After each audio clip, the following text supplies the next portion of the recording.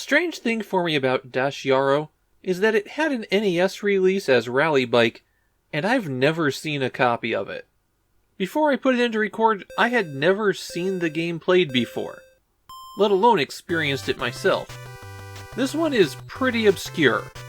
It is based on an arcade game that came out in the US, but again, I've never seen the arcade game before. The arcade game was by Toaplan, who are best known for their shoot-'em-ups. In the game, your goal is to complete a motorcycle race across the US, starting in San Francisco, then heading to LA, Phoenix, Denver, Boston, and ending in New York. This type of top-down racer was long dead at this point, which makes Dash Yarrow really stand out.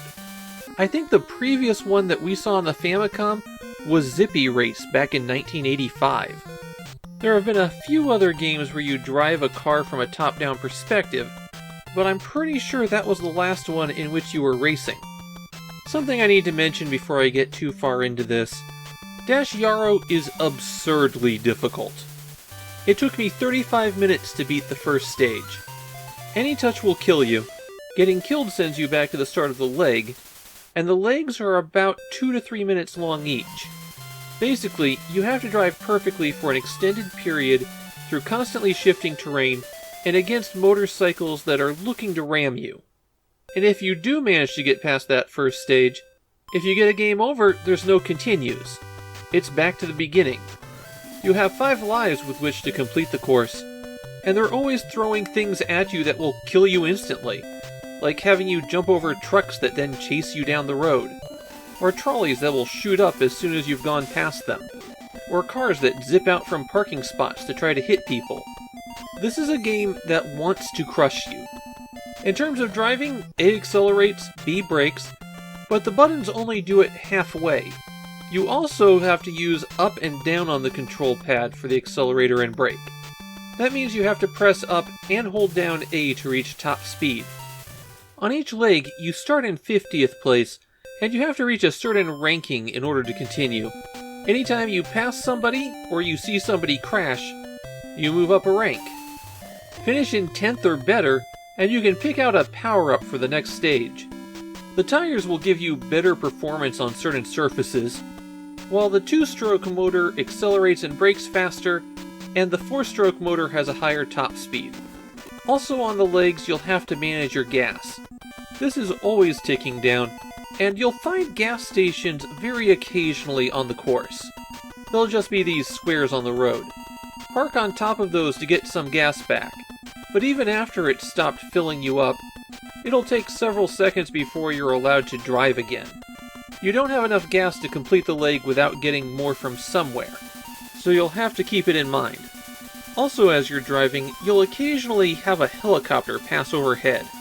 It's the same helicopter that players fly in Kyoku Tiger, one of Toaplan's shooting games that we've seen a Famicom port for. The helicopter will fly over you and then drop a power-up, and then you'll have to drive over it to collect it. It can drop the effectively useless 1,000 points, 2 different sizes of gas canisters, a turbocharger that will make you go faster, though not faster than the stage hazards that chase after your bike, a helmet that grants you invincibility for a very long time. It's about 30 seconds, and you can drive off-road if you want to during this time. You can also get wingmen who will drive alongside your motorcycle and knock over anybody else that comes close. They'll get knocked off when they collide with terrain. There are a few other things on the course for you to drive over, like some additional points, and these paths that will let you jump over obstacles or reach alternative paths. Supposedly, if you can complete the second stage, there's bonus stages as well in this game.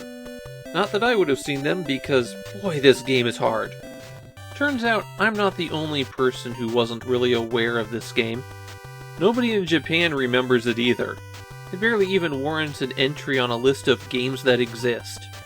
The absolute worst thing about Dash Yarrow is that the game isn't that bad.